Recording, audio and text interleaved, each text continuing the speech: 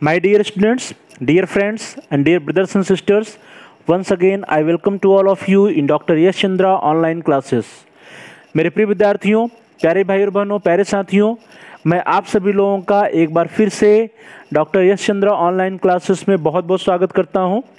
मेरे प्रिय विद्यार्थियों, प्यारे भाई और बहनों, प्यारे साथियों, पिछली कुछ कक्षाओं से हम सभी लोग एक नए यूनिट को पढ़ रहे थे, एक नए चैप्टर्स को पढ़ रहे थे और उस चैप्टर में जो आपका चैप्टर्स था, जो एक नया चैप्टर था, उस चैप्टर के अंतर्गत हम सभी लोग जो है एजुकेशन टू लिव टुगेदर या शिक्षा एक साथ रहने के लिए इस चैप्टर को स्टार्ट किया था हम सभी लोगों ने। तो प्रिय विद्यार्थियों, प्यारे भाई और बहनों, प्यारे साथियों, एजुकेशन टू लिव टुगेदर या शिक्षा एक साथ रहने के लिए या प्रिय विद्यार्थियों, इसी के अंतर्गत हम सभी लोगों ने डेलर्स कमीशन या डेलर्स आयोग के बारे में पढ़ा और उसके साथ साथ डेलर्स कमीशन में द 4 पिलर्स ऑफ एजुकेशन या शिक्षा के 4 आधार स्तंभ बताए गए थे। इन सभी के बारे में हम सभी लोगों ने पिछली कुछ कक्षाओं में चर्चा किया है। प्यारे भाई और बहनों, प्रिय विद्यार्थियों, प्रिय साथियों, प्रिय मित्रों, आज की कक्षा में आज की क्लास जो है, आज का यह जो वीडियो है, इस वीडियो के अंतर्गत हम सभी लोग जो पिछले कुछ वीडियोज में जो है जो डिस्क्रिप्टिव रूप में एजुकेशन टू लिव टुगेदर शिक्षा एक साथ रहने के लिए उसके बारे में पढ़ा है, उससे रिलेटेड कुछ इंपॉर्टेंट ऑब्जेक्टिव क्वेश्चंस को देखेंगे। कुछ महत्वपूर्ण वस्तुनिष्ठ प्रश्नों की आज हम लोग चर्चा करेंगे इस कक्षा के दौरान।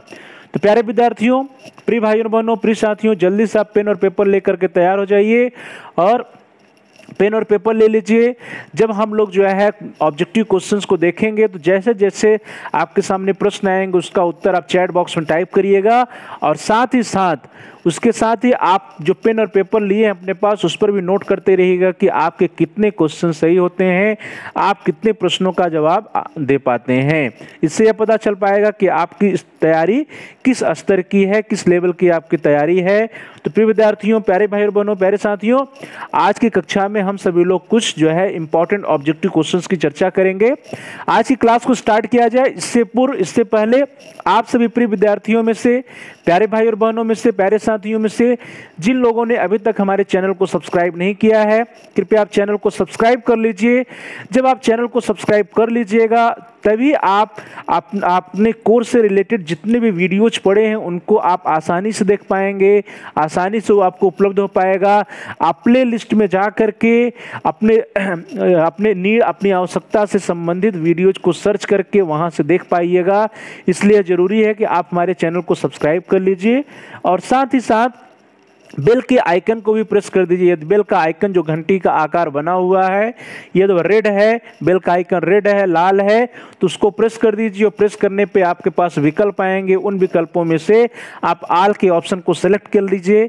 उससे क्या होगा कि जितने भी नए वीडियो जाएंगे उसकी सूचना आपको समय से मिल पाएगी, उसके नोटिफिकेशंस आपको समय से मिल जाएंगे। तो प्रिय विद्यार्थियों, प्यारे भाई और बहनों, प्यारे साथियों, आप सभी लोगों में से जिन लोगों ने चैनल को सब्सक्राइब नहीं किया है, जल्दी से आप चैनल को सब्सक्राइब कर लीजिए और बेल के आइकन को भी प्रेस कर दीजिए। और साथ ही साथ प्रिय विद्यार्थियों, आप इस वीडियो को लाइक करिए और इस वीडियो को अपने फ्रेंड सर्कल में, अपने दोस्तों के साथ अधिक से अधिक शेयर करिए, जिससे कि आपके सहपाठी, आपके मित्र, आपके दोस्त, जो आपके शुभचिंतक हैं, वे भी इस वीडियो का लाभ उठा सकें और उनका भी अध्ययन कार्य सुचारू रूप से आगे चल सके, उनका भी स्टडी आगे सुचारू रूप से बढ़ सके। तो प्रिय विद्यार्थियों, आप इस वीडियो को लाइक करिए और इस वीडियो को आप शेयर भी करिए। और साथ ही साथ प्यारे भाई और बहनों, यदि आपकी कोई समस्या है, कोई प्रश्न है या आपका कोई बहुमूल्य सुझाव है तो उसको आप कमेंट्स के द्वारा हम तक पहुंचा सकते हैं। हम आपके प्रश्नों का उत्तर देने का प्रयास करेंगे, आपकी समस्याओं का समाधान करने का प्रयास करेंगे और साथ ही साथ जो भी आपके बहुमूल्य सुझाव आएंगे, जो वैल्यूएबल सजेशंस होंगे, उसका भी अनुपालन करने का प्रयास करेंगे। तो प्रिय विद्यार्थियों, प्यारे भाई और बहनों, प्यारे साथियों, जल्दी से आप इस वीडियो को लाइक करिए, वीडियो को शेयर करिए, अपने बहुमूल्य सुझाव को आप कमेंट्स के द्वारा दीजिए और साथ ही साथ जिन प्रिय विद्यार्थियों ने, प्यारे भाई और बहनों ने, प्यारे साथियों ने अभी तक चैनल को सब्सक्राइब नहीं किया है, आप जल्दी से आप चैनल को सब्सक्राइब कर लीजिए और बेल के आइकन को भी प्रेस कर दीजिए।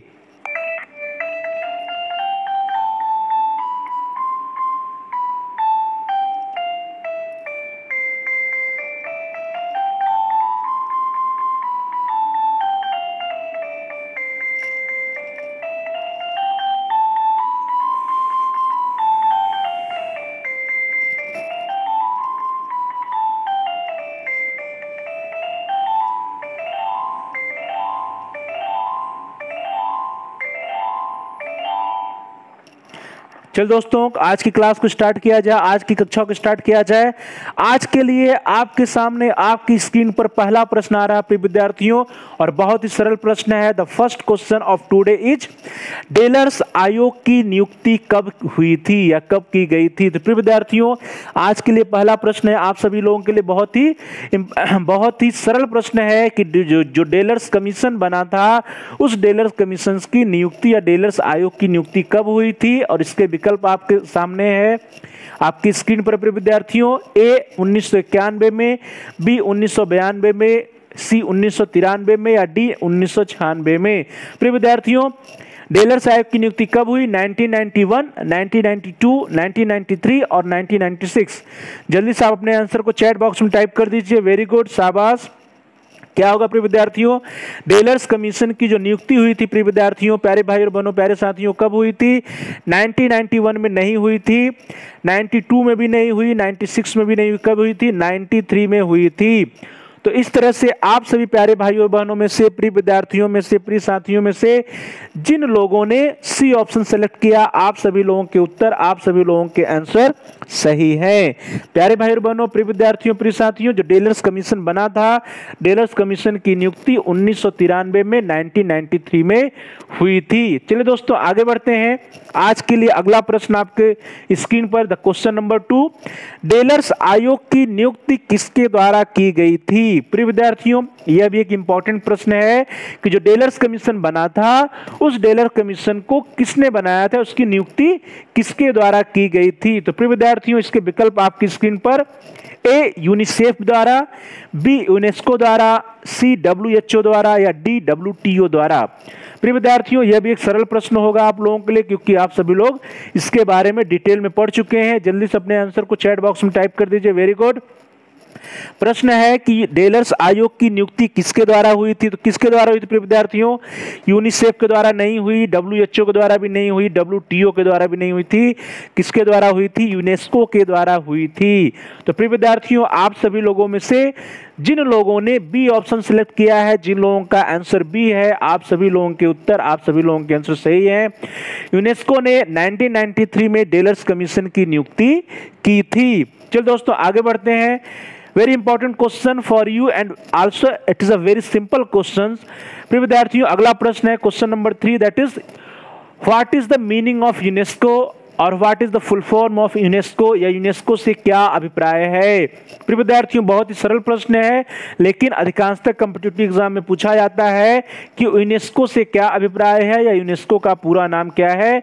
और इसके विकल्प आपकी स्क्रीन पर है प्रिय विद्यार्थियों। A United Nations Educational Science and Cultural Organization, B United Nations Education Scientific and Cultural Organization, C United Nations Educational Scientific and Culture Organization, और डी है प्रिय विद्यार्थियों United Nations Educational Scientific and Cultural organisation.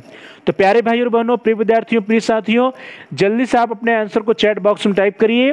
ध्यान करिए कि जो आपके सामने विकल्प दिए गए हैं ए, बी, सी और डी, सारे विकल्पों में थोड़ा थोड़ा अंतर है, तो आपको बड़े ध्यान से सारे विकल्पों को पढ़ना है और उन विकल्पों को पढ़ करके आप अपने आंसर को चैट बॉक्स में टाइप करिए। Very good. यूनेस्को का फुल फॉर्म क्या होता है प्रिय विद्यार्थियों? United Nations Educational science. तो साइंस यहां पे गड़बड़ है, तो यह नहीं होगा। फिर यूनाइटेड नेशंस एजुकेशन, यहां पर एजुकेशन शब्द है, तो यह भी नहीं है। तीसरा है सी है यूनाइटेड नेशंस एजुकेशनल है, साइंटिफिक है, लेकिन यहां पे एक शब्द है कल्चर, तो इसलिए यह भी नहीं है। डी देखा जाए तो United Nations Educational Scientific and Cultural Organization. तो प्रिय विद्यार्थियों, इस तरह से जो डी ऑप्शन है, डी विकल्प है, वह सही है। जो यूनेस्को है शब्द, इस यूनेस्को शब्द का पूरा नाम क्या है? यूनेस्को का पूरा नाम है United Nations Educational Scientific and Cultural Organization. तो प्रिय विद्यार्थियों, हम सभी लोग इसको हिंदी में भी जानते हैं, किसका नाम है? संयुक्त राष्ट्र शैक्षिक वैज्ञानिक एवं सांस्कृतिक संगठन, या United Nations Educational Scientific and Cultural organisation.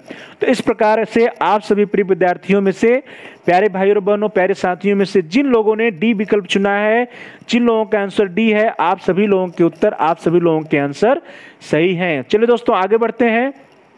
अब आपकी स्क्रीन पर आ रहा है आज के लिए अगला प्रश्न, very important question for you प्रिय विद्यार्थियों। अगला प्रश्न है क्वेश्चन नंबर 4, बहुत ही महत्वपूर्ण प्रश्न है कि शिक्षा एक प्रक्रिया है जिसके द्वारा बालक की अंतः शक्तियों को बाहर लाया जाता है। Education is a process by which child makes it's internal and external. प्रिय विद्यार्थियों, एक महत्वपूर्ण प्रश्न है और इस प्रश्न का उत्तर क्या होगा इसको आपको जो है अपने उसके माध्यम से बताना है, चैट बॉक्स के माध्यम से। प्रश्न है, शिक्षा एक प्रक्रिया है जिसके द्वारा बालक की अंतः शक्तियों को बाहर लाया जाता है। प्रिय विद्यार्थियों, शिक्षा एक प्रक्रिया है जिसके द्वारा बालक की अंतः शक्तियों को बाहर लाया जाता है और education is a process by which child makes it's internal and external. और इसके विकल्प हैं प्यारे भाई और बहनों, इसके विकल्प आपकी स्क्रीन पर, ए डेलर का, बी कर्ण सिंह का, सी फ्रोबेल का या डी टैगोर का। यह कथन किसका है प्रिय विद्यार्थियों, किसकी यह परिभाषा है कि शिक्षा एक प्रक्रिया है जिसके द्वारा बालक की अंतः शक्तियों को बाहर लाया जाता है। जल्दी से आप अपने आंसर को चैट बॉक्स में टाइप कर दीजिए प्यारे भाई और बहनों, प्रिय विद्यार्थियों, प्रिय साथियों। क्या होगा, ये किसका यह किसकी डिफिनीशन है, यह किसका कथन प्रिय विद्यार्थियों? तो यह कथन जो है डेलर का नहीं है, कर्ण सिंह का भी नहीं है, टैगोर का भी नहीं, किसका है प्रिय विद्यार्थी? यह कथन फ्रोबेल का है। फ्रोबेल जी का कथन है कि शिक्षा एक प्रक्रिया है जिसके द्वारा बालक की अंतः शक्तियों को बाहर लाया जाता है। Education is a process by which child makes it's internal and external. इस प्रकार से आप सभी प्रिय भाइयों और बहनों में से, प्रिय विद्यार्थियों में से, प्रिय साथियों में से जिन लोगों ने सी विकल्प चुना, आप सभी लोगों के आंसर, आप सभी लोगों के उत्तर सही हैं। चलिए दोस्तों आगे बढ़ते हैं।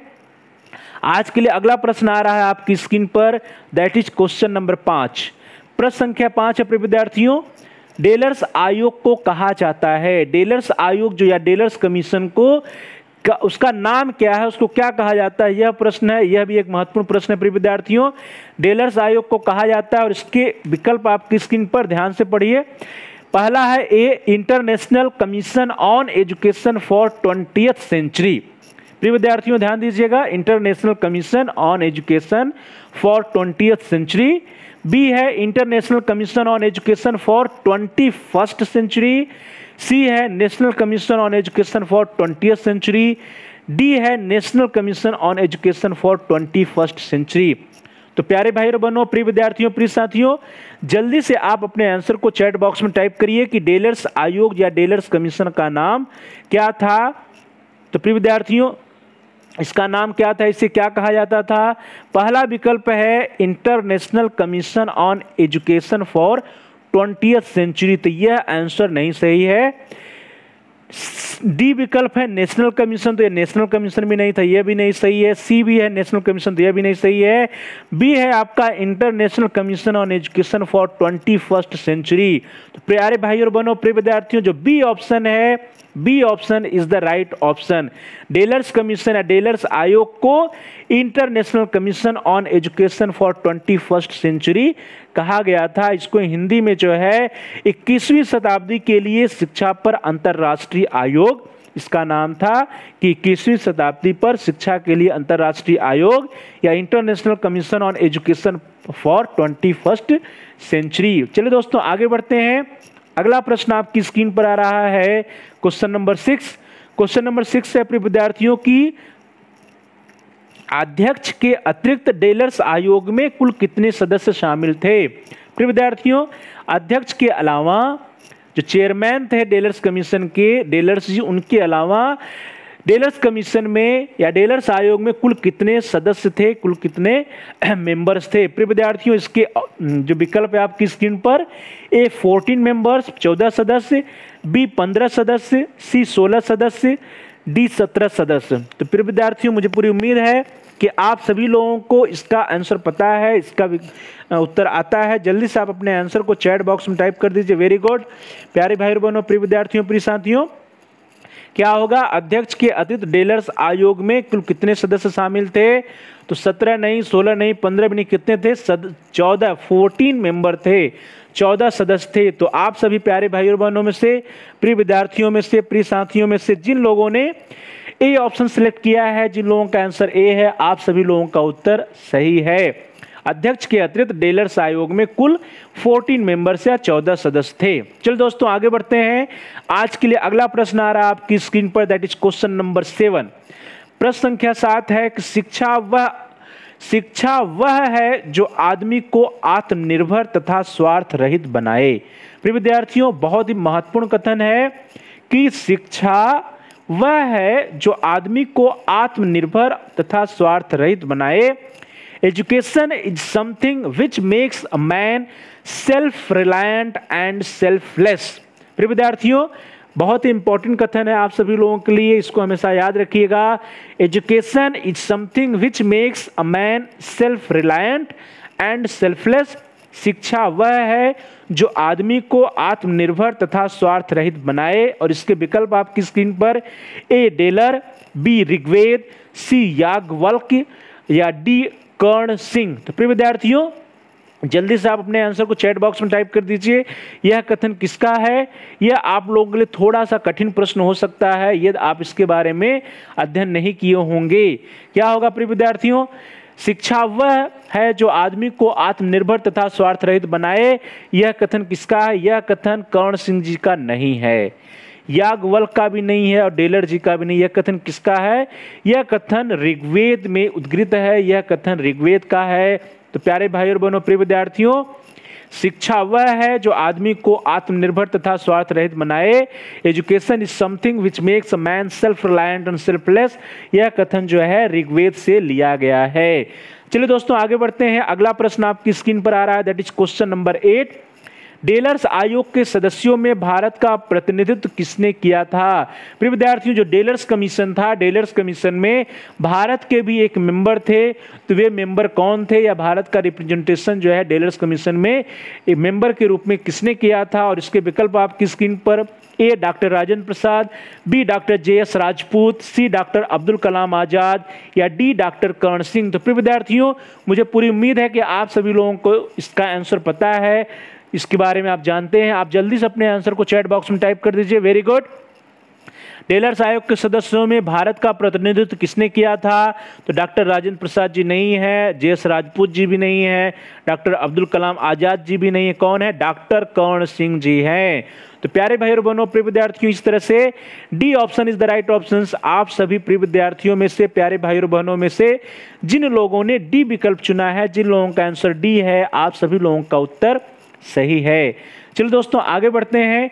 अगला प्रश्न आपकी स्क्रीन पर आ रहा है, बहुत ही इंपॉर्टेंट क्वेश्चन है, बहुत ही महत्वपूर्ण प्रश्न है प्रिय विद्यार्थियों, दैट इज क्वेश्चन नंबर 9। प्रश्न संख्या 9 है प्यारे भाई और बहनों कि डेलर्स आयोग की रिपोर्ट किस नाम से प्रकाशित हुई थी? प्रिय विद्यार्थियों, एक इंपॉर्टेंट प्रश्न है, महत्वपूर्ण प्रश्न है।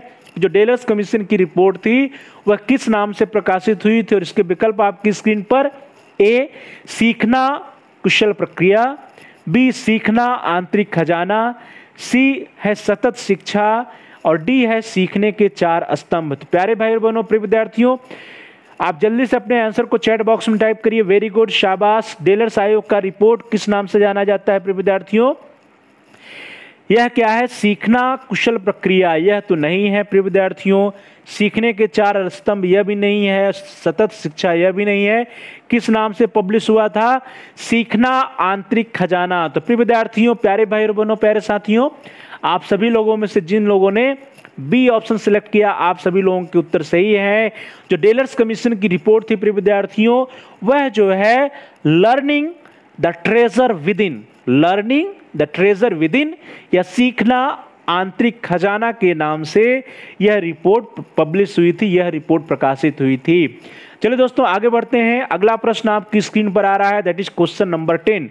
प्रश्न संख्या 10 है कि डेलर्स आयोग की रिपोर्ट कब प्रकाशित हुई थी? यह भी एक इंपॉर्टेंट क्वेश्चन है प्रिय विद्यार्थियों कि डेलर्स कमीशन की नियुक्ति तो 1993 में हुई थी, लेकिन इसकी रिपोर्ट कब पब्लिश हुई थी यह आपको बताना है प्यारे भाई और बहनों, प्यारे विद्यार्थियों। और इसके विकल्प आपकी स्क्रीन पर, ए 1993, बी 1994, सी 1995 और डी 1996। 1993 में, 1994 में, 1995 में या 1996 में।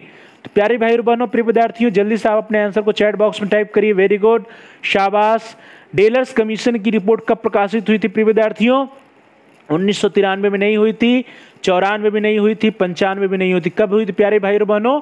1996 में हुई थी। तो प्रिय विद्यार्थियों, आप सभी लोगों में से जिन लोगों ने डी ऑप्शन सेलेक्ट किया है, आप सभी लोगों के आंसर, आप सभी लोगों के उत्तर सही हैं। डेलर्स कमीशन की report learning the treasure within के नाम से 1996 में 1996 में पब्लिश हुई थी, जिसको यूनेस्को ने पब्लिश किया था।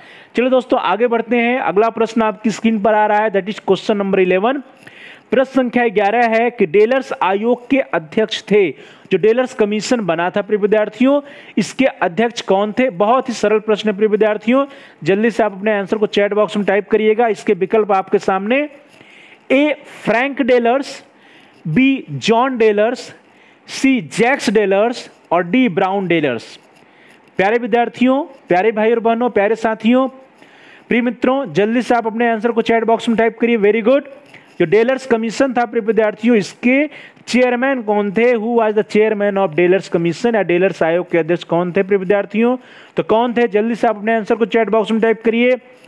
ए फ्रैंक डेलर्स तो नहीं थे, बी जॉन डेलर्स भी नहीं थे, डी ब्राउन डेलर्स भी नहीं थे। कौन थे प्रिय विद्यार्थियों?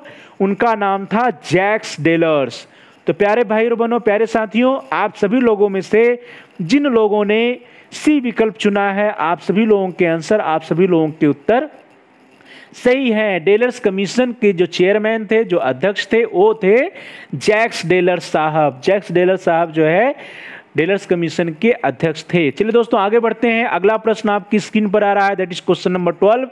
जैक्स डेलर्स ने यूनेस्को द्वारा नियुक्त अंतरराष्ट्रीय आयोग में किस देश का प्रतिनिधित्व किया? प्रिय विद्यार्थियों, सीधा सीधा प्रश्न है कि जैक्स डेलर्स ने जो डेलर्स कमीशन बना था, उसमें उन्होंने किस कंट्री का, किस देश का प्रतिनिधित्व किया, या वे किस देश के थे? तो प्यारे भाई और बहनों, इसकी जो विकल्प है वो आपकी स्क्रीन पर आ रहा है। A France, B Germany, C America, D Russia, रूस। प्रिय विद्यार्थियों, जल्दी से अपने आंसर को चैट बॉक्स में टाइप करिए। शाबाश, बहुत ही सरल प्रश्न है आप सभी लोगों के लिए।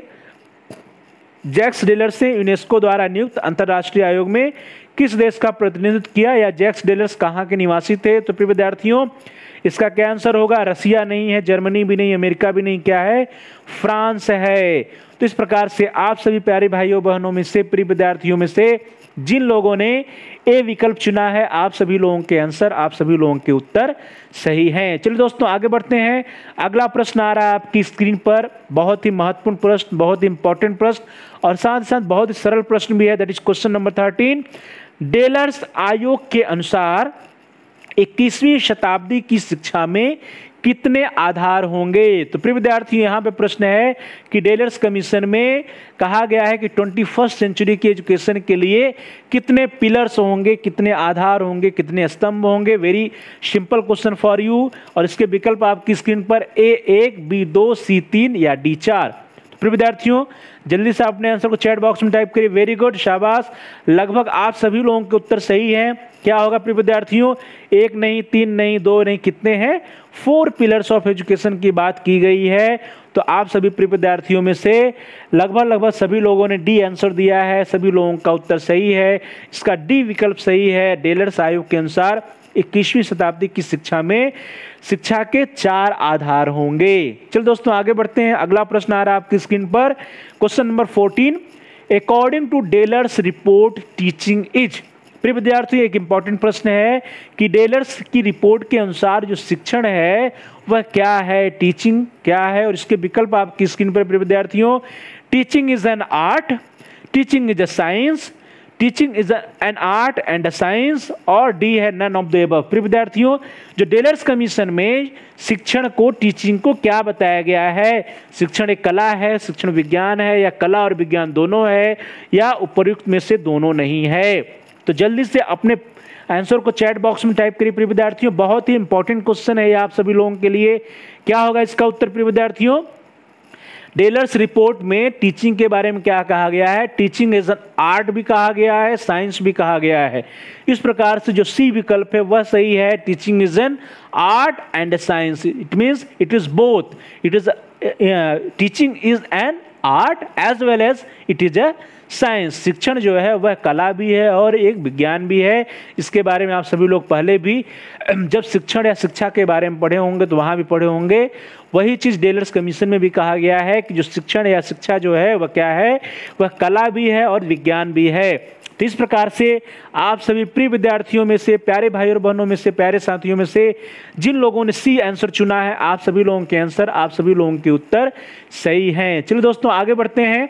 अगला क्वेश्चन आ रहा है, अगला प्रश्न आ रहा है, क्वेश्चन नंबर 15 आपकी स्क्रीन पर है प्रिय विद्यार्थियों। क्वेश्चन नंबर 15, डेलर्स रिपोर्ट के किस चैप्टर में या किस अध्याय में शिक्षा के 4 आधारों का वर्णन किया गया है?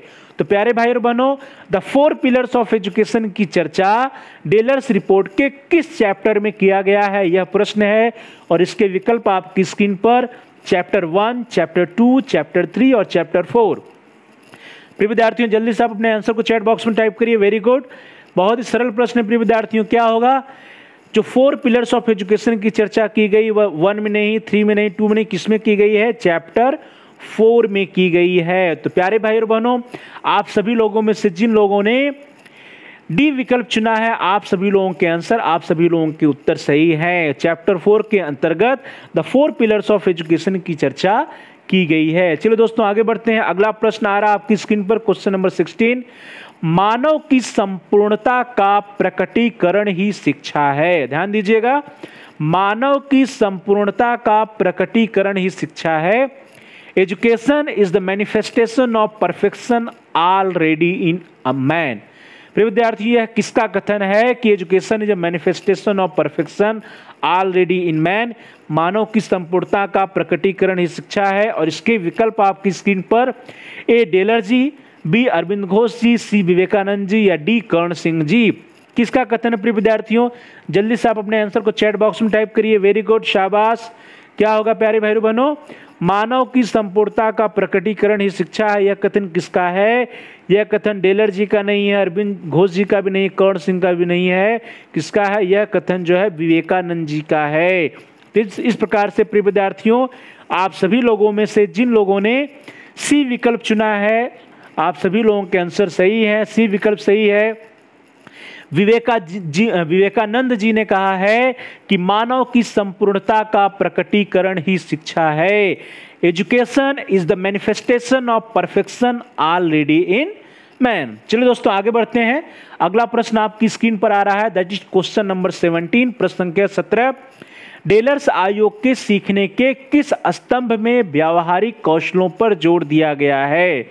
वेरी इंपॉर्टेंट प्रश्न है प्रिय विद्यार्थियों कि जो 4 पिलर्स ऑफ एजुकेशन बताए गए हैं, उस 4 पिलर्स ऑफ एजुकेशन में किस पिलर में, किस स्तंभ में व्यावहारिक कौशलों पर बल दिया गया है, जोर दिया गया है? और इसके विकल्प आपकी स्क्रीन पर ए करना सीखना, बी जानना सीखना, सी बनना सीखना या डी एक साथ रहना सीखना। प्रिय विद्यार्थियों जल्दी से आप अपने आंसर को चैट बॉक्स में टाइप करिए। वेरी गुड, क्या होगा इसका आंसर? यहाँ पे प्रश्न है कि किस स्तंभ में व्यवहारिक कौशलों पर जोर दिया गया है प्यारे भाई और बहनों? तो क्या होगा इसका आंसर? प्यारे भाई और बहनों, एक साथ रहना सीखना नहीं है, बनना सीखना भी नहीं, जानना सीखना किसके पे है? करना सीखना। देखिए प्रश्न ही है व्यवहारिक कौशल, तो यहाँ पे जहाँ स्किल की बात आ रही है तो स्किल क्या है? करना सीखना या लर्निंग टू डू में है। तो इस प्रकार से प्रिय विद्यार्थियों, आप सभी लोगों में से जिन लोगों ने ए विकल्प चुनना है, ए विकल्प, A option is the right option, A विकल्प सही है। आप सभी लोगों का लगभग आंसर सही है, उत्तर सही है। करना सीखना जो स्तंभ है, करना सीखना जो पिलर्स है, उसमें व्यवहारिक कौशलों को सीखने पर जोर दिया गया है। चलो दोस्तों आगे बढ़ते हैं। अगला प्रश्न आपकी स्क्रीन पर आ रहा है, very important question, question number 18। Delors report के किस चैप्टर में या अध्याय में जीवन भर सीखना या लर्निंग थ्रू आउट लाइफ का विस्तृत वर्णन है? प्रिय विद्यार्थियों, यह प्रश्न है कि जो डेलर्स की रिपोर्ट है, डेलर्स की रिपोर्ट में, डेलर्स के प्रतिवेदन में उसने किस चैप्टर में, किस अध्याय में जो है लर्निंग थ्रू आउट लाइफ या जीवन भर सीखना के बारे में विस्तृत वर्णन है, या यह चैप्टर नंबर कौन सा है, वह कौन सा अध्याय है जिसका नाम है लर्निंग थ्रू आउट लाइफ या जीवन भर सीखना? और इसके विकल्प आपकी स्क्रीन पर प्यारे भाई और बहनों, ए चैप्टर 7, बी चैप्टर 5, सी चैप्टर 4 या डी चैप्टर 3? प्रिय विद्यार्थियों जल्दी से आप अपने आंसर को चैट बॉक्स में टाइप करिए। वेरी गुड, शाबाश। यह प्रश्न आपको जल्दी नहीं मिलेगा कहीं पे प्रिय विद्यार्थियों। डेलर्स रिपोर्ट किस चैप्टर या अध्याय में जीवन भर सीखना का विस्तृत वर्णन है? प्यारे भाइयों बहनों, तो यह चैप्टर 7 नहीं है, चैप्टर 4 भी नहीं है। ध्यान दीजिएगा, चैप्टर 4 जो है दैट इज ऑफ, उसका नाम है 4 पिलर्स ऑफ एजुकेशन। तो चैप्टर 4 भी नहीं इस प्रकार से, चैप्टर 3 भी नहीं, क्या है? चैप्टर 5 है। तो चैप्टर 5 में लर्निंग थ्रू आउट लाइफ या जीवन भर सीखने के बारे में वर्णन किया गया है। और इस प्रकार से आप सभी प्यारे भाई और बहनों में से, प्रिय विद्यार्थियों में से जिन लोगों ने बी ऑप्शन चुना, बी विकल्प चुना, आप सभी लोगों के आंसर, आप सभी लोगों के उत्तर सही रहे। चलिए दोस्तों आगे बढ़ते हैं। अगला प्रश्न आ रहा है आपकी स्क्रीन पर, दैट इज क्वेश्चन नंबर 19। प्रश्न संख्या 19 है कि डेलर्स आयोग के अनुसार निम्न में से किसकी शिक्षा को अनिवार्य किया जाना चाहिए? प्रिय विद्यार्थियों प्रश्न है कि डेलर्स कमीशन के अकॉर्डिंग किसकी शिक्षा को अनिवार्य किया जाना चाहिए? और उसके विकल्प है आपकी स्क्रीन पर। ए सामान्य ज्ञान की शिक्षा को अनिवार्य किया जाना चाहिए, बी है मातृभाषा की शिक्षा को अनिवार्य किया जाना चाहिए, सी है अन्य भाषाओं की शिक्षा को अनिवार्य किया जाना चाहिए, या डी है उपर्युक्त सभी को अनिवार्य किया जाना चाहिए। तो प्रिय विद्यार्थियों जल्दी से आप अपने आंसर को चैट बॉक्स में टाइप कर दीजिए। Very good. डेलर्स आयोग के अनुसार निम्न में से किसकी शिक्षा को अनिवार्य किया जाना चाहिए? और इसके विकल्प हैं प्रिय विद्यार्थियों। ए सामान्य ज्ञान की शिक्षा यह होना चाहिए, बी मातृभाषा की शिक्षा यह भी होना चाहिए, सी अन्य भाषाओं की शिक्षा यह भी होना चाहिए। तो इस प्रकार से जो डी विकल्प है वह सही है। आप सभी प्यारे भाई और बहनों में से, प्रिय विद्यार्थियों में से जिन लोगों ने डी विकल्प चुना है वो आप सभी लोगों का आंसर, आप सभी लोगों के विकल्प सही है। जो डेलर्स आयोग ने जो रिकमेंडेशन किया था उस रिकमेंडेशन के अनुसार सामान्य ज्ञान की भी शिक्षा छात्रों को देनी चाहिए, मातृभाषा की भी शिक्षा देनी चाहिए, अन्य भाषाओं की भी शिक्षा देनी चाहिए। तो प्रिय विद्यार्थियों लर्निंग टू नो में इसके बारे में हम सभी लोगों ने चर्चा किया था। चलिए दोस्तों आगे बढ़ते हैं। अगला प्रश्न आपकी स्क्रीन पर आ रहा है, दैट इज क्वेश्चन नंबर 20। प्रश्न संख्या 20 है प्रिय विद्यार्थियों कि करना सीखना बल देता है। जो लर्निंग टू डू की बात कर रहे थे हम लोग, करना सीखना की बात कर रहे थे प्रिय विद्यार्थियों। तो करना सीखना बल देता है किस पर? इसके विकल्प आपकी स्क्रीन पर। ए कौशल सीखने पर, बी कौशल की बजाय क्षमता पर, सी उच्च स्तरीय कौशलों पर, या D B and C both. तो प्यारे भाई बहनों थोड़ा ध्यान से इस प्रश्न का आंसर दीजिए आप लोग कि जो करना सीखना है वह किस पर बल देता है और इसके विकल्प जो है, विकल्प के अकॉर्डिंग जो है कौन सा विकल्प सही होगा? तो कौशलों की सीखने पर बल देना, तो यहाँ पर कौशल के सीखने पर बल तो दिया गया था लर्निंग टू डू में, लेकिन उससे भी अधिक क्या है, कौशल की बजाय क्षमता पर बल दिया गया था। तो विद्यार्थियों कॉम्पिटेंसी पर बल दिया गया था। इस प्रकार से जो बी है वो सही है। फिर अगला है सी विकल्प की उच्च स्तरीय कौशल या हायर स्किल्स, तो इस पर भी बल दिया गया है प्यारे भाई बहनों। और जो डी विकल्प वो कह रहा है बी एंड सी बोथ, तो इस प्रकार से जो डी विकल्प होगा यहाँ पर डी ऑप्शन ही सबसे उपयुक्त विकल्प है, सबसे अप्रोप्रिएट ऑप्शन है। तो इस प्रकार से जो डी ऑप्शन है वह सही होगा।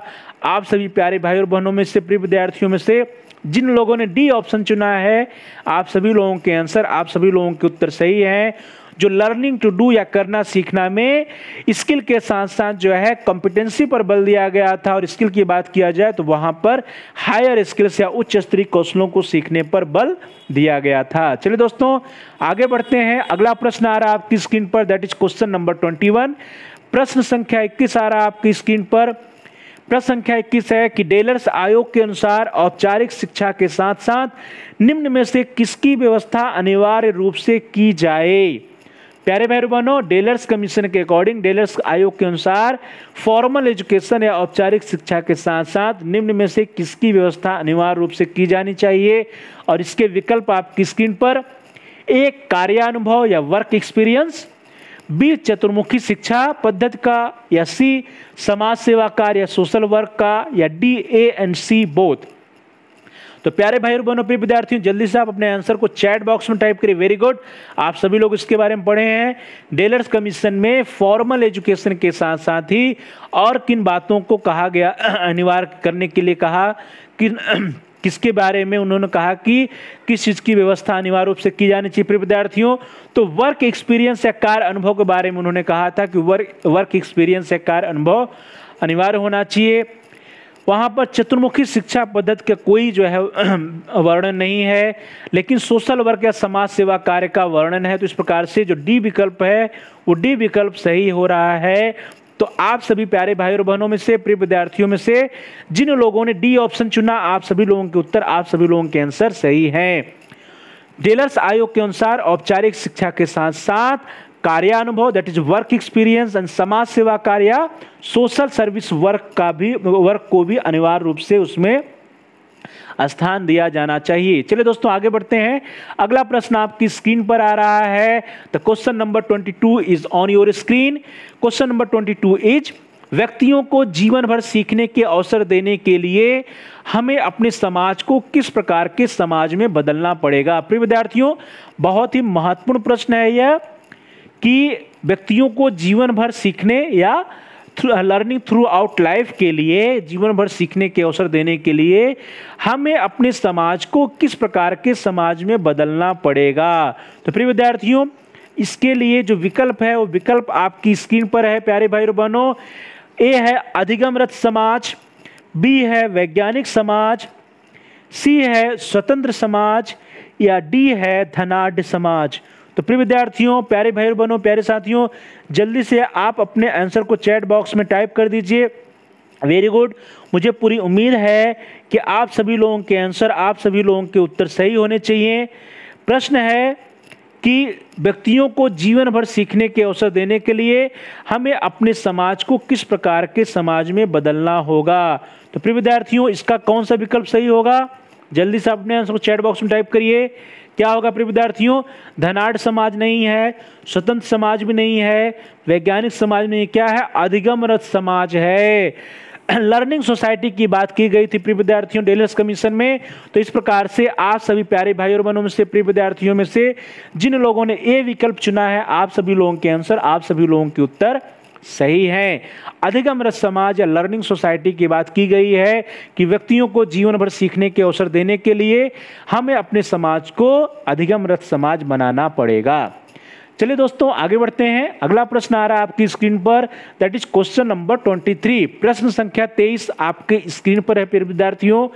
प्रश्न संख्या 23 है कि लर्निंग सोसाइटीज या अधिगमरत समाज से क्या अभिप्राय है? प्रिय विद्यार्थियों, जैसा कि पिछले प्रश्न में हम लोगों ने लर्निंग सोसाइटीज के बारे में पढ़ा, तो यहाँ पे प्रश्न संख्या 23 है कि अधिगमरत समाज या लर्निंग सोसाइटीज से हमारा क्या अभिप्राय है? और इसके विकल्प आपकी स्क्रीन पर। ए, ऐसा समाज जिसमें सामाजिक शिक्षा का अवसर प्राप्त होते रहे। बी, ऐसा समाज जिसमें सामाजिक शिक्षा का अवसर प्राप्त होते रहे। ए है ऐसा समाज जिसमें औपचारिक शिक्षा के अवसर प्राप्त होते रहे। सी है ऐसा समाज जिसमें कौशलों की शिक्षा के अवसर प्राप्त होते रहे। और डी है प्यारे भाई और बहनों कि ऐसा समाज जिसमें औपचारिक शिक्षा के साथ साथ सामाजिक, सांस्कृतिक और आर्थिक क्षेत्रों में भी ज्ञान एवं कौशल सीखने के विभिन्न अवसर प्राप्त होते रहे। तो प्यारे भाई और बहनों, प्रिय विद्यार्थियों, जल्दी से आप अपने आंसर को चैट बॉक्स में टाइप करिए। वेरी गुड, शाबाश। जो लर्निंग सोसाइटीज है या अधिगमरत समाज है प्रिय विद्यार्थियों, इससे हमारा क्या अभिप्राय है? तो ऐसा समाज जिसमें औपचारिक शिक्षा के अवसर प्राप्त होते रहे, यह तो है ही। ऐसा समाज जिसमें सामाजिक शिक्षा, यह भी है। ऐसा समाज जिसमें कौशलों की शिक्षा, यह भी है। तो प्यारे भाई और बहनों, यदि हम लोग डी विकल्प को देखें तो डी विकल्प में उपयुक्त तो तीनों जो है वो समाहित है।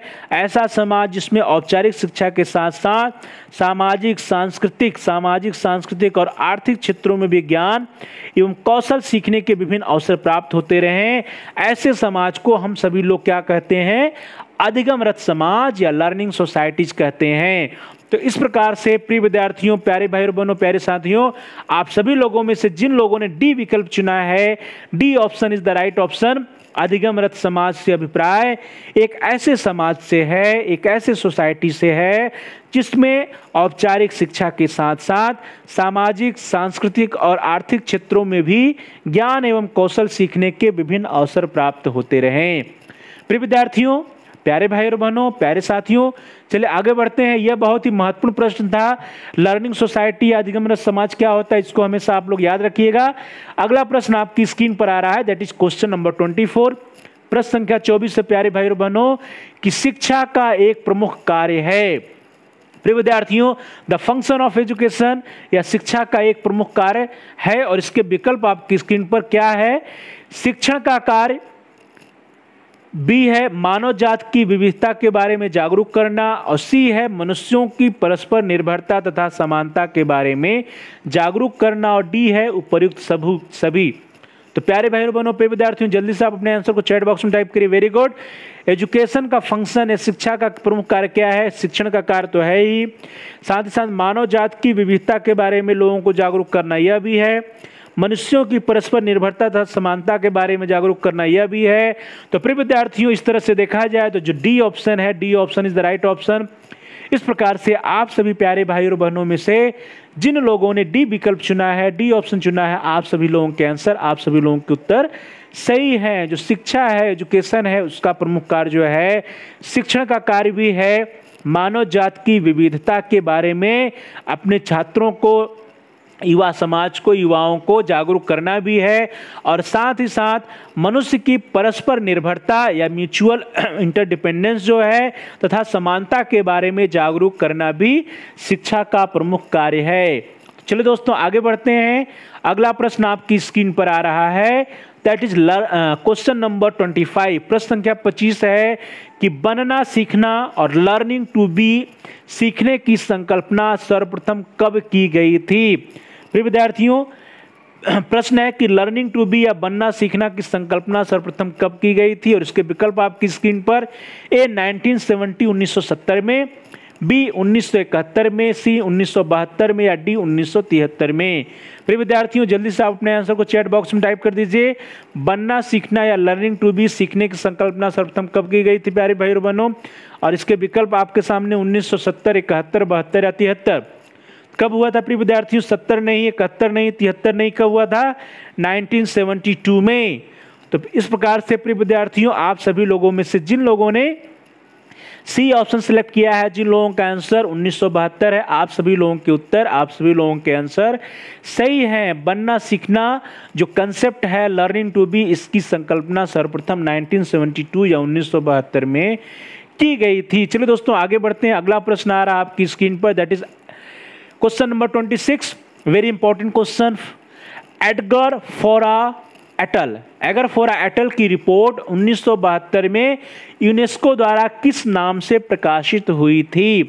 प्रिय विद्यार्थियों, जो पिछला प्रश्न था कि लर्निंग टू बी की संकल्पना कब की गई थी, तो लर्निंग टू बी की संकल्पना 1972 में एडगर फोरा एटल की रिपोर्ट में ही की गई थी। अब यहाँ पे प्रश्न आ रहा है कि जो एडगर फोरा एटल की रिपोर्ट 1972 में पब्लिश की गई थी यूनेस्को के द्वारा, वह किस नाम से पब्लिश की गई थी, उसका टाइटल क्या था? और प्यारे भाई और बहनों, प्यारे विद्यार्थियों, इसका जो विकल्प है वो आपकी स्क्रीन पर, A learning the treasure within, B learning to be the word of education today and tomorrow, C is learning the treasure outside, D is learning to be the word of education today. प्रिय विद्यार्थियों, जल्दी से आप अपने answer को chat box में type करिए। Very good. इसके बारे में आप सभी लोगों ने पढ़ा है। एडगर फोरा एटल की रिपोर्ट 1972 में आई थी। उस रिपोर्ट का जो टाइटल था वह क्या था प्रिय विद्यार्थियों? तो learning the treasure within, यह तो नहीं था, यह तो डेलर्स रिपोर्ट की टाइटल है। Learning to be the word of education today, यह भी नहीं है। लर्निंग द ट्रेजर आउटसाइड भी नहीं। क्या प्रिय विद्यार्थियों? जो बी ऑप्शन है, learning to be the word of education today and tomorrow, यही उस 1972 एडगर फोरा एटल रिपोर्ट का टाइटल था।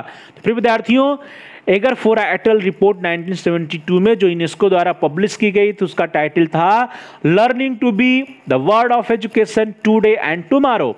इस प्रकार से आप सभी प्रिय विद्यार्थियों में से, प्यारे भाई और बहनों, प्यारे साथियों में से जिन लोगों ने बी ऑप्शन चुना है, आप सभी लोगों के आंसर सही हैं।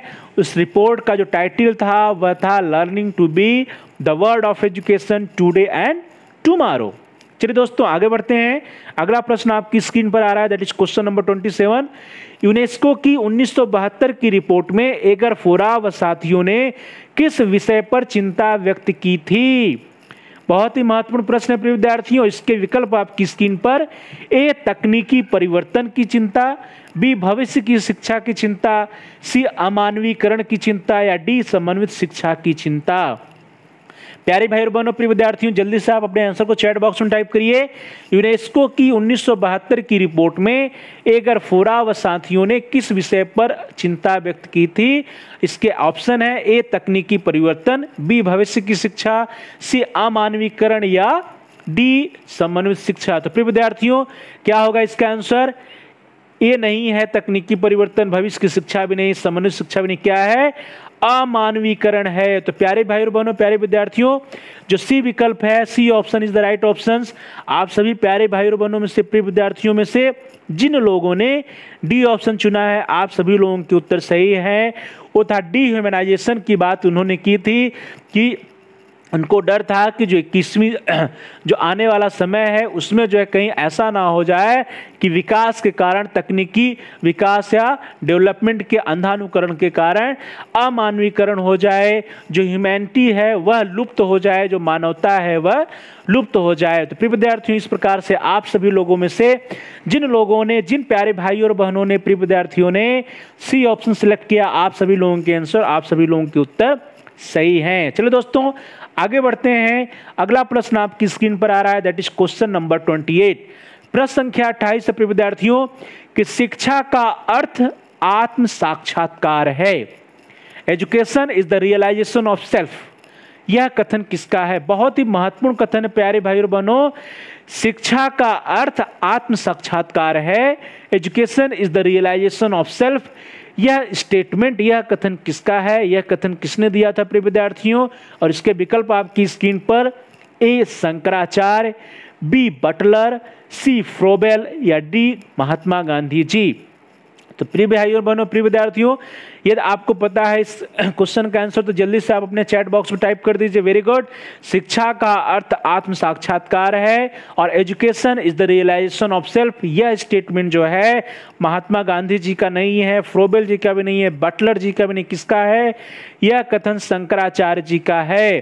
तो इस प्रकार से आप सभी प्यारे भाइयों और बहनों में से जिन लोगों ने ए ऑप्शन सेलेक्ट किया, आप सभी प्रिय विद्यार्थियों का उत्तर सही है। यह शंकराचार्य जी का कथन है कि शिक्षा का अर्थ आत्म साक्षात्कार है और education is the realisation of self. चलिए दोस्तों आगे बढ़ते हैं। अगला प्रश्न आ रहा है आपकी स्क्रीन पर, क्वेश्चन नंबर 29। प्रश्न संख्या 29 है कि व्यक्तियों में एक दूसरे को समझने की शक्ति का विकास करना डेलर्स आयोग के किस स्तंभ की पहली आवश्यकता है? प्रिय विद्यार्थियों प्रश्न को ध्यान से पढ़िए। व्यक्तियों में एक दूसरे को समझने की आवश्यकता का विकास करना, अर्थात एक दूसरे को समझना, यह जो है डेलर्स कमीशन के किस स्तंभ में कहा गया है? डेलर्स आयोग के किस स्तंभ की पहली आवश्यकता है? और इसके विकल्प आपकी स्क्रीन पर, ए करना सीखना, बी जानना सीखना, सी बनना सीखना, या डी एक साथ रहना सीखना। तो क्या होगा प्रिय विद्यार्थियों इसका आंसर? जल्दी से चैट बॉक्स में टाइप कर दीजिए। व्यक्तियों को एक दूसरे को समझने की शक्ति का विकास करना प्रश्न है प्रिय विद्यार्थियों। तो एक दूसरे को समझने पर बल किसमें दिया गया है? करना सीखना में नहीं, जानना सीखना में नहीं, बनना सीखना में, किसमें? एक साथ रहना सीखना में इस बात पर बल दिया गया है। तो इस प्रकार से आप सभी प्रिय विद्यार्थियों में से जिन लोगों ने डी विकल्प चुना है, जिन लोगों का आंसर डी है, जिन लोगों का आंसर है एक साथ रहना सीखना, या फिर जिन लोगों का आंसर है लर्निंग टू लिव टुगेदर, आप सभी लोगों के उत्तर, आप सभी लोगों के आंसर सही हैं। चलिए दोस्तों आगे बढ़ते हैं। अगला प्रश्न आ रहा है आपकी स्क्रीन पर। अगला क्वेश्चन है क्वेश्चन नंबर 30। भाषा व संस्कृत से संबंधित बहुविधगामी उपागम, मल्टीपल अप्रोच जो है बहुविधगामी अप्रोच या बहुविधगामी उपागम किस प्रकार की शिक्षा की संकल्पना पर प्रकाश डालते हैं? प्यारे भाई और बहनों फिर से पढ़िए, ध्यान से पढ़िए प्रश्न को कि भाषा व संस्कृत से संबंधित बहुविधगामी, अर्थात जहाँ पे मल्टीपल मेथड्स हों, ढेर सारी विधियाँ हों, मल्टीपल मेथड्स या बहुविधगामी अप्रोच किस प्रकार की शिक्षा की संकल्पना पर प्रकाश डालते हैं? और इसके विकल्प आपकी स्क्रीन पर: ए दूरस्थ शिक्षा या डिस्टेंस एजुकेशन, बी एक समान शिक्षा, सी मुक्त शिक्षा या डी सतत शिक्षा। तो प्यारे भाई और बहनों, प्यारे विद्यार्थियों, जल्दी से आप अपने आंसर को चैट बॉक्स में टाइप करिए। Very good. क्या होगा इसका उत्तर प्रिय विद्यार्थियों? भाषा व संस्कृत से संबंधित बहुविधगामी उपागम किस प्रकार की शिक्षा की संकल्पना पर प्रकाश डालते हैं प्रिय विद्यार्थियों? तो वह दूरस्थ शिक्षा नहीं है, मुक्त शिक्षा भी नहीं, सतत शिक्षा नहीं, क्या है? एक समान शिक्षा। तो इस प्रकार से आप सभी प्यारे भाई और बहनों में से, प्यारे विद्यार्थियों में से जिन लोगों ने बी ऑप्शन सिलेक्ट किया है, आप सभी लोगों के आंसर, आप सभी लोगों के उत्तर सही है। एक समान शिक्षा जो है वह भाषा व संस्कृत से संबंधित बहुविधगामी उपागम पर बल देता है। चलिए दोस्तों आगे बढ़ते हैं। अगला प्रश्न आपकी स्क्रीन पर आ रहा है, क्वेश्चन नंबर 31। वसुधैव कुटुंबकम की भावना का विकास डेलर्स आयोग के किस स्तंभ से संबंधित है? प्रिय विद्यार्थियों, प्रश्न बहुत ध्यान से पढ़िए कि वह कौन सा आधार है, स्तंभ है, पिलर्स है, जिसमें वसुधैव कुटुंबकम की भावना के विकास पर चर्चा किया गया था, बल दिया गया था, यह बात कही गई थी। इसके विकल्प आपकी स्क्रीन पर: ए करना सीखना, बी जानना सीखना, सी एक साथ रहना सीखना या डी बनना सीखना। जल्दी से आप अपने आंसर को चैट बॉक्स में टाइप करिए। Very good. वसुधैव कुटुंबकम की भावना का विकास या इसके बारे में किस पिलर्स में कहा गया प्रिय विद्यार्थियों? तो करना सीखना में नहीं है, जानना सीखना में नहीं है, बनना में नहीं, किसमें है? एक साथ रहना सीखना में वसुधैव कुटुंबकम की भावना के विकास के बारे में चर्चा किया गया है, कहा गया है। तो इस प्रकार से आप सभी प्यारे भाई और बहनों में से जिन लोगों ने सी विकल्प चुना, आप सभी लोगों के आंसर, आप सभी लोगों के उत्तर सही रहे। चलिए दोस्तों आगे बढ़ते हैं। अगला प्रश्न आ रहा है आपकी स्क्रीन पर, दैट इज क्वेश्चन नंबर 32। प्रश्न संख्या 32 है कि डेलर्स रिपोर्ट में एगरफोरा की रिपोर्ट की सिफारिशों के बारे में कहा गया है। डेलर्स रिपोर्ट में जो एगरफोरा की रिपोर्ट थी 1972 की, उसमें उसके बारे में डेलर्स की रिपोर्ट में क्या कहा गया है, यह प्रश्न है। और इसके विकल्प आपकी स्क्रीन पर प्रिय विद्यार्थियों: ए एगरफोरा की रिपोर्ट की सिफारिशें 21वीं शताब्दी की शिक्षा के लिए अनुपयोगी है, बी है एगरफोरा की रिपोर्ट की सिफारिशें 21वीं शताब्दी की शिक्षा के लिए उपयोगी है, सी है एगरफोरा की सिफारिशें मात्र 20वीं शताब्दी की शिक्षा के लिए उपयोगी है, और डी है उपयुक्त सभी। तो प्यारे भाई और बहनों, प्रिय विद्यार्थियों, प्रिय साथियों, जल्दी से आप इस क्वेश्चन का आंसर चैट बॉक्स में टाइप कर दीजिए। Very good. क्या होगा प्रिय विद्यार्थियों? टेलर्स रिपोर्ट में एगरफोरा की रिपोर्ट की सिफारिशों के बारे में क्या कहा गया है? प्यारे भाई बहनों, क्या कहा गया है इसमें जो है, जो ए विकल्प है कि एगरफोरा की रिपोर्ट की सिफारिशें 21वीं शताब्दी की शिक्षा के लिए अनुपयोगी है, तो यह तो गलत है। फिर सी है एगरफोरा की सिफारिशें मात्र 20वीं शताब्दी के लिए, यह भी गलत है। जो बी ऑप्शन है प्रिय विद्यार्थियों कि एगरफोरा की रिपोर्ट की सिफारिशें 21वीं शताब्दी की शिक्षा के लिए उपयोगी हैं, तो यह सही है। तो इस प्रकार से आप सभी प्रिय विद्यार्थियों में से, प्यारे भाई और बहनों में से जिन लोगों ने बी ऑप्शन सिलेक्ट किया, आप सभी लोगों के उत्तर सही है।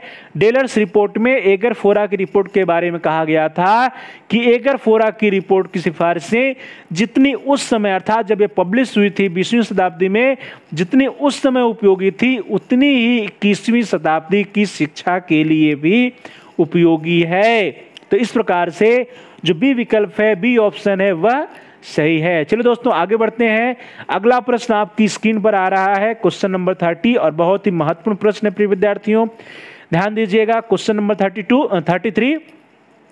मनुष्य स्वतंत्र पैदा होता है किंतु बाद में सब ओर से जंजीरों से बांध दिया जाता है। ध्यान दीजिएगा प्रिय विद्यार्थी, यह प्रश्न जो है, यह कथन जो है, इसके बारे में कॉम्पिटिटिव एग्जाम में पूछे जाते हैं कि मनुष्य स्वतंत्र पैदा होता है किंतु बाद में सब ओर से जंजीरों से बांध दिया जाता है। यह कथन किसका है, यह कथन किसने दिया है? और इसके विकल्प आपकी स्क्रीन पर: A Delors, B Dewey, C Rousseau या डी हर्बार्ट। प्यारे भाई और बहनों, जल्दी से आप अपने आंसर को चैट बॉक्स में टाइप करिए। Very good. मनुष्य स्वतंत्र पैदा होता है किंतु बाद में सब ओर से जंजीरों से बांध दिया जाता है, यह कथन किसका है? यह कथन डेलर जी का नहीं है, डीवी का भी नहीं है, हर्बार्ट का भी नहीं। यह कथन किसका है? प्रकृतिवादी रूसो जी का है। तो प्रिय विद्यार्थियों, इस प्रकार से आप सभी प्यारे भाइयों और बहनों में से जिन लोगों ने सी ऑप्शन चुना, जिन लोगों ने रूसो आंसर दिया, सी विकल्प चुना है, आप सभी लोगों के उत्तर सही है। रूसो जी का यह कथन है कि मनुष्य स्वतंत्र पैदा होता है किंतु बाद में सब ओर से जंजीरों से बांध दिया जाता है। यह कथन जो है रूसो जी का है।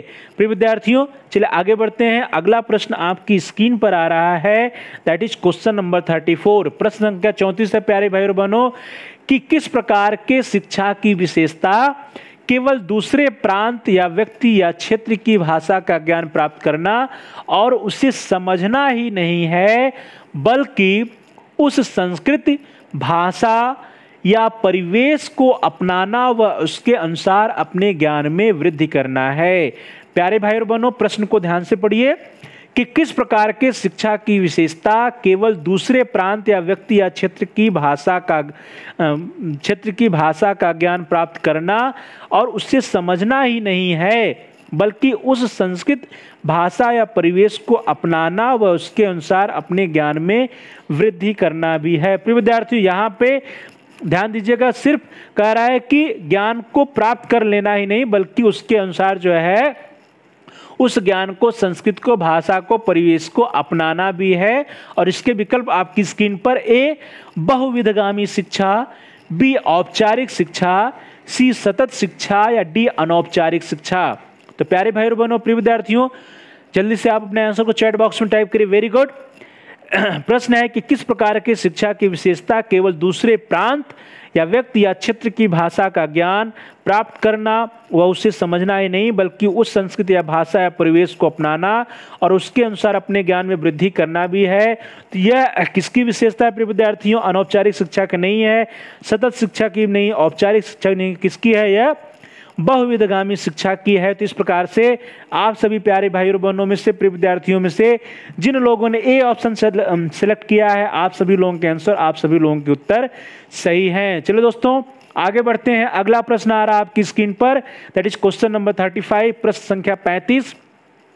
प्रश्न संख्या 35 या क्वेश्चन नंबर 35 कहता है कि डेलर्स रिपोर्ट के किस चैप्टर में या अध्याय में शिक्षकों के बारे में वर्णन है?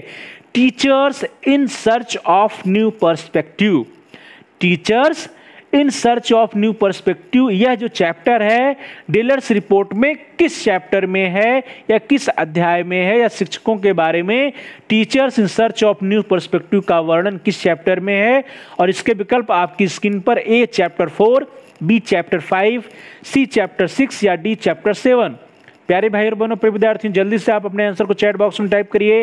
वेरी गुड, शाबाश। क्या है प्रिय विद्यार्थियों? Teachers in search of new perspective का वर्णन चैप्टर 4 में नहीं है, 5 में नहीं है, 6 में नहीं, किस में है? चैप्टर 7 में किया गया है, डेलर्स के प्रतिवेदन में, डेलर्स की रिपोर्ट में। तो डेलर्स की रिपोर्ट का जो चैप्टर 7 है वह क्या है? Teachers in search of new perspective. तो इस प्रकार से आप सभी प्यारे भाई और बहनों में से, प्रिय विद्यार्थियों में से जिन लोगों ने डी ऑप्शन सेलेक्ट किया, डी विकल्प सेलेक्ट किया, आप सभी लोगों के आंसर, आप सभी लोगों के उत्तर सही हैं। प्यारे भाई और बहनों, प्रिय विद्यार्थियों, प्रिय साथियों, आप सभी लोगों का क्या स्कोर रहा? आप सभी लोगों ने 35 में से कितने आपके आंसर सही रहे? जल्दी से आप चैट बॉक्स में टाइप कर दीजिए, जिससे हमको भी पता चल सके कि आपका स्कोर क्या रहा। आप सभी लोगों का बहुत बहुत धन्यवाद। Thanks for watching, thanks to all of you. प्रिय विद्यार्थियों, प्यारे भाई और बहनों, प्यारे साथियों, please like and share the video. प्यारे विद्यार्थियों, इस वीडियो को आप लाइक करिए और साथ ही साथ इस वीडियो को आप जो है अधिक से अधिक अपने दोस्तों में, अपने फ्रेंड सर्किल में शेयर करिए, जिससे कि वे भी इस वीडियो का लाभ उठा सकें। और साथ ही साथ यदि आपका कोई महत्वपूर्ण सुझाव है, कोई प्रश्न है, कोई समस्या है, तो उसको भी आप कमेंट्स के माध्यम से हम तक पहुंचा सकते हैं। हम आपके प्रश्नों का, आपकी समस्याओं का समाधान करने का प्रयास करेंगे, प्रश्नों का उत्तर देने का प्रयास करेंगे, और साथ ही साथ जो आपके बहुमूल्य सुझाव आएंगे, जो वैल्यूएबल सजेशंस होंगे, उनका भी अनुपालन करने का प्रयास करेंगे। तो प्रिय विद्यार्थियों, please like, share and comments on the video, also subscribe the channel. प्यारे भाई और बहनों, प्यारे विद्यार्थियों, आप सभी लोगों में से जिन लोगों ने अभी तक हमारे चैनल को सब्सक्राइब नहीं किया है, कृपया आप चैनल को सब्सक्राइब कर लीजिए, जिससे कि जितने भी वीडियोस आपके कोर्स से रिलेटेड पड़े हुए हैं उसको आप आसानी से देख पाएं। प्लेलिस्ट में जाकर के आप अपनी आवश्यकता के अनुसार वीडियोज को देख पाएं। इसके लिए जरूरी है कि आप चैनल को सब्सक्राइब कर लीजिए और जो बेल का आइकन बना हुआ है, जो घंटी का आकार बना है, यदि वह रेड है तो उसको भी आप प्रेस कर दीजिए, जिससे कि जितने भी नए वीडियोज आए उनकी सूचना, उनके इन्फॉर्मेशंस, उनके नोटिफिकेशंस आपको समय से मिल पाएँ। तो प्रिय विद्यार्थियों, प्यारे भाई और बहनों, प्यारे साथियों, यदि अभी तक आपने हमारे चैनल को सब्सक्राइब नहीं किया है तो आप चैनल को सब्सक्राइब कर लीजिए। तो प्रिय विद्यार्थियों, प्यारे भाई और बहनों, प्यारे साथियों, thanks for watching, thanks to all of you. Please like, share and comment on the video, also subscribe the channel. आप सभी लोगों का बहुत बहुत धन्यवाद।